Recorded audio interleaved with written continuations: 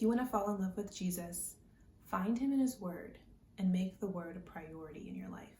I posted a TikTok video a few months ago with that quote over top my Bible, and someone left a comment that I did not know at the time would lead to one of my most viral videos yet. Their comment was, "Do you have any tips for Bible studying? I've really been wanting to get started, but I don't know how or where." Does that sound like you? You know it's important to read your Bible as a believer, but you get overwhelmed, intimidated, and confused by it? Well, you're in the right place. Don't let the complexity of the Bible hold you back. I have some beginner's tips that have helped hundreds of thousands of people, and I'm confident they will help you too discover the power of God's word in a simple, effective way that you can start even today.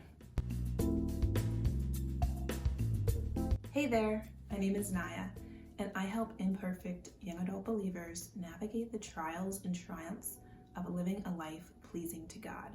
I've been doing this for almost 5 years now through an online community that I started called Be In, Not Of, or Bino for short. Since 2018, I've had the privilege of hosting Zoom Bible studies, starting conversations around topics the church tends to avoid, putting on scripture challenges, and I even just launched a new product to help believers lean into their creativity and joy in their quiet time with God. By the end of this video, you will know where to start reading in your Bible and why, how to get your heart and mind in the right posture before you do, a step-by-step guide on how to study what you read so that you're not just glazing over the words, and how to apply the scripture to your life so that it becomes personal.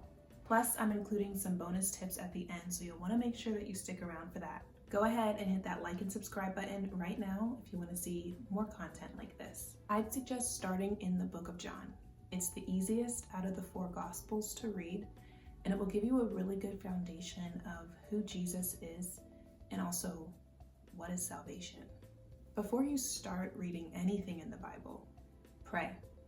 Invite the Holy Spirit. Without prayer, you'll likely be reading from just head knowledge only, but true revelation comes from the power of the Holy Spirit. When you invite the Holy Spirit through prayer, you'll get to read with spiritual eyes, not just natural eyes. I'll link below a TikTok video that I created that will guide you through a prayer that you can use and make your own before you start your quiet time with God. Read a chapter a day of John. Then you're going to circle, underline, highlight anything that stands out to you. Where do you have questions? It's okay to bring your questions to God. Write them in the margins or in a journal. Make note of any words you haven't heard of or names you're unfamiliar with. After you make your initial markings, make sure you understand what you just read by doing a few things. Rereading it, maybe even reading it in a different translation, using a commentary like the Enduring Word app, it's one of my favorites, or even a resource like the Bible Project. Just put on YouTube, Bible Project, Book of John. Next, grab a journal and we're going to do the SOAP method. So SOAP stands for Scripture, Observation, Application, and Prayer. I'm going to link another TikTok down below where I go into more depth explaining the SOAP method, but it's a really great way to retain what you just read and also apply it. You'll want to just repeat reading a chapter a day of John until you finish it, and it doesn't have to be every single day. If it's just a few times a week or whatever, this is just a great place to start, and then including the SOAP method with it as well. Time for 5 bonus tips. Consider starting and or ending your quiet time with God in 2 minutes of silence and stillness. This has been really life-changing for me. Here's how it works. Set a timer for 2 minutes. Close your eyes, open your hands, and say, "Here I am, God." And then try to clear your mind. You might need to just focus on your breath. Thoughts will wander. Just try to recenter back to the "Here I am, God." I find it helps to get an image of God in the room with me, either holding my hand or me snuggled up against his chest, even walking along the beach hand in hand. Just be still.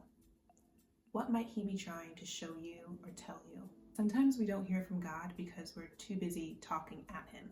A conversation with him is just like a conversation with a friend. It's a two-way street, so make room for him to speak. And this is a really great way to do so. Bonus tip number 2, partner with a friend to read the book of John with you for accountability. Is there someone at church, a parent, a sibling, Tip 3, listen to an audio Bible. I like to do this when my mind just starts to wander and I get distracted. I'll have my Bible open, but then I also have the Bible app open, and I pick the right translation to match, and I just have it read out loud to me the scripture. And I follow along and I do my notes as I'm hearing it being read. Tip number 4, as you read, ask yourself, what does this reveal to me about God's character? Look for him in every chapter, every book, every verse. He is there. And last, choose a translation that you can understand. Please choose a translation that you can understand. Otherwise, you probably won't want to read your Bible.